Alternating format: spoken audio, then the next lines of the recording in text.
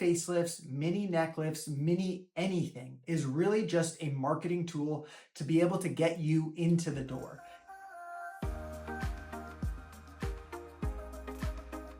Hi everyone, my name is Brandon Dunn and welcome back to my channel. Today we're going to be talking about why I do not offer mini facelifts and mini neck lifts. I'm a double board certified facial plastic surgeon and the creator of Dr. Dunn's Neck Guide, your neck's best kept secret.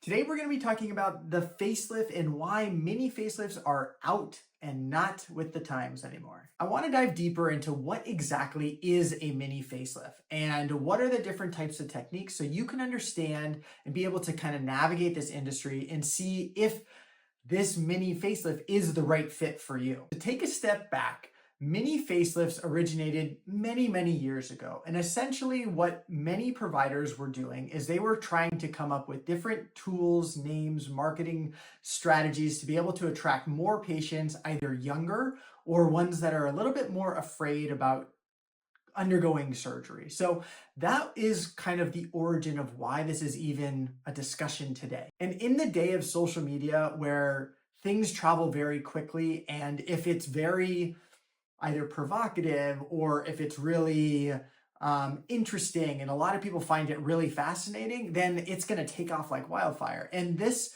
marketing tool has done really well in this time. And the reason is because of social media being able to kind of open up the floodgates. Mini facelifts, mini neck lifts, mini anything is really just a marketing tool to be able to get you into the door. Facelifts started out as skin-only procedures. This is a procedure where an incision was made in and around the ears, behind the ears, underneath the chin, and the skin was pulled tight.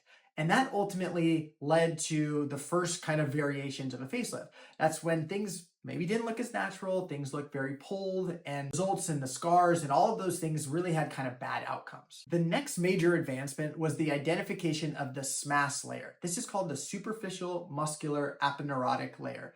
This is the glide plane within your face. Ultimately, if you can move your hand along the face, you can see that your tissue ultimately glides. The superficial tissue, the tissue close to the skin, glides from the deeper tissue underneath.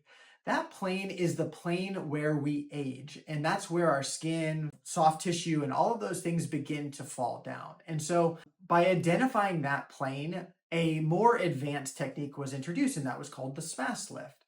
And there's variations of SMAS lifts where the SMAS layer is basically either removed or it's just tightened, but that took a lot of the tension off of the skin with much more impressive results compared to the skin-only procedure. So it really all comes down to your anatomy. Ultimately, if you have certain amounts of aging that bothers you enough, then a facelift or a neck lift or a mini facelift or a mini neck lift may be something that you're interested in or that you're looking into. The next advancement really became into the more deep structural advancements in facelift surgery and neck lift surgery. This is the deep plane maneuvers.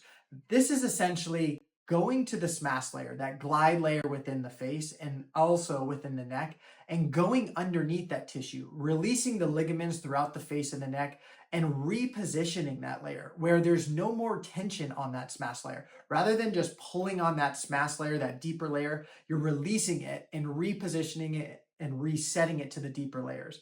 This is a much more advanced technique, and this really is what has allowed the procedures and the results and the outcomes and the scars and all of these things to heal so well. So in this day and age, mini facelifts, mini neck lifts, these types of procedures tend to be the more early facelift techniques. So that is either a skin only or a SMAS lift.